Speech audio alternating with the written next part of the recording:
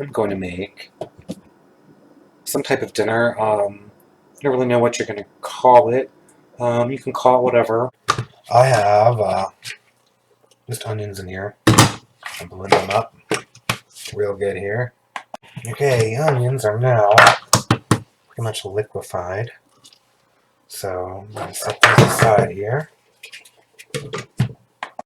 Okay, so go ahead and start getting ready to make this. This is about 3 pounds of ground beef. It's 2 different kinds. It's like a really lean kind and then a 20% fat kind, just because it's just what I had, and you want this to be a little fatty. You don't want too lean of a meat. That was salt, pepper, cumin, and a little tiny bit of poultry seasoning. And then we're going to put some yogurt in here. Just plain yogurt. Then the secret ingredient for really the most delicious flavor is lots of oregano. So I'm putting all of this in. Seems like a lot, but it's really not. It's delicious. So that was just salt, pepper, a little bit of cumin, a little bit of poultry seasoning, and lots of oregano. So I'm just going to mix this all together.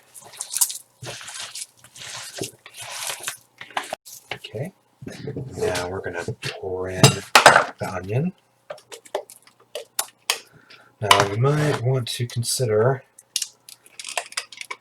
gloves at this point. Seeing as how I'm not going anywhere, no one's coming over, it doesn't matter. Okay, mix this in real good.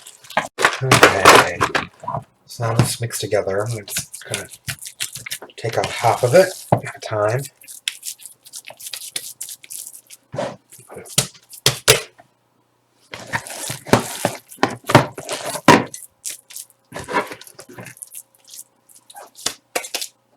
Shaped.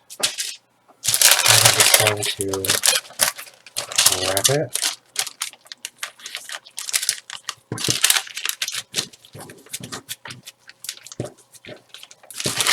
Make this a little longer.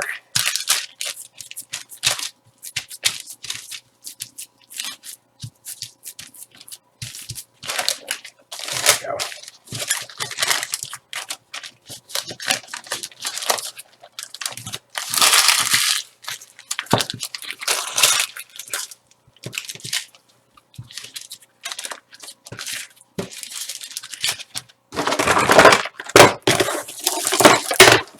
One here.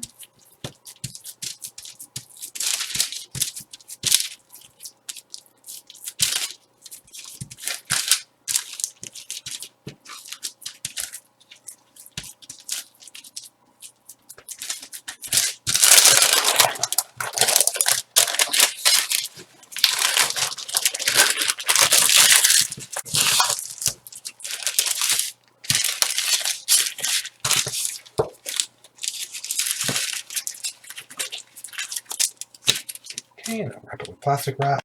There we go. And so that it has a nice flat surface, which will be important later. I'm going to set it on a tray here. And then I'm going to stick it in the freezer until it is frozen solid, which might take a day or so. Okay. Let's see, this is frozen hard. It's got to be really frozen good for this.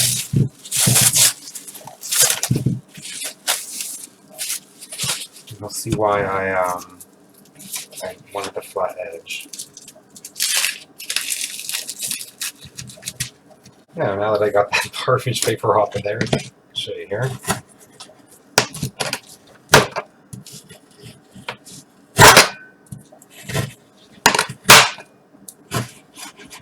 Whew. A little hard still. But see, the flat edge helps because then you can slice right down it like that. Put it in there. There we go.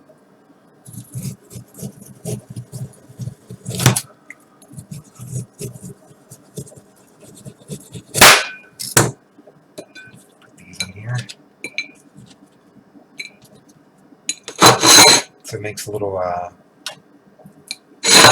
shavings of meat. Let me go ahead and turn my stove on.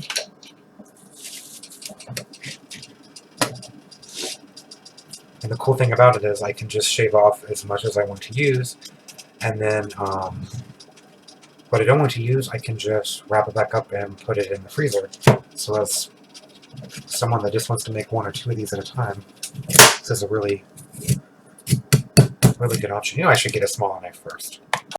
Here we go. Let's use this so I don't end up cutting off my fingers or anything.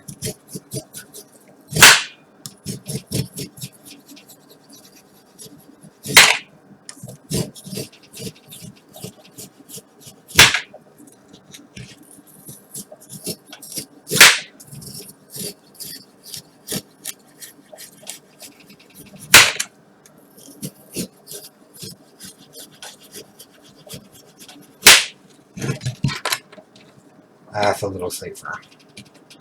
Maybe once it's not quite as hard, I can slice up more. And just keep going around the edges as it kind of thaws out a little bit. It's a little easier to slice. And you don't want to thaw it all the way.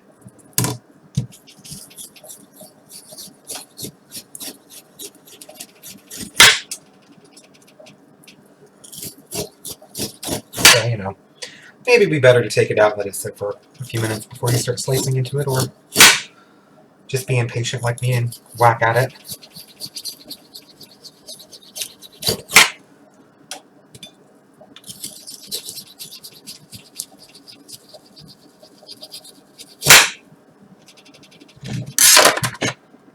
I think this is enough here to make a small one. So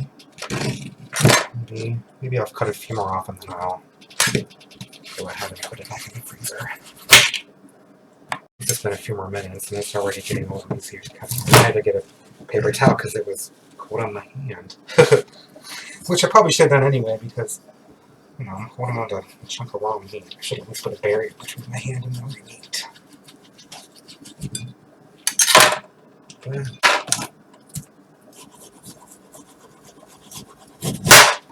I can start using the bigger knife. Getting some of these nicer slices now that it's a little warmer.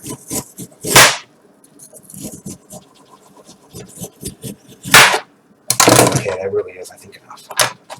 This is plenty for me. And we're just going to go ahead and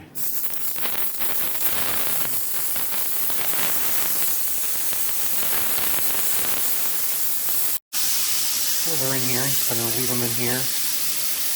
Slowly mess with them. I kind of like mine a little bit crispy, but as you see, they cook real fast, so you just gotta turn them and make sure they don't burn unless you want them like that. But I kind of like them a little bit kind of crunchy, because I'm a little bit of a weirdo like that. Let me get all these flipped. Doesn't take really any time at all because it's so thin. It's like a minute or so and it's going to be done. I mean, some people would say this is good enough for them right now. This is how they like it. I like mine a little bit excited. I like mine with a little bit of crispiness to it. I'll let mine cook this for a little bit more. I can't eat pita. I have kind of like a pizza here that I warmed up. It works. It's the closest thing I can get to it. And I like to add tomatoes and onions. There's just salt and pepper on both of these. I like to add salt and pepper, mix it up. It just, I don't know, brings out the flavor. I like feta cheese, of course, and my yogurt, cucumber garlic dip. And then I have some greens that I harvested from the garden today. I'll throw in there with it. Here we go. Look, I started to get fancy with a little piece of parsley. My potatoes.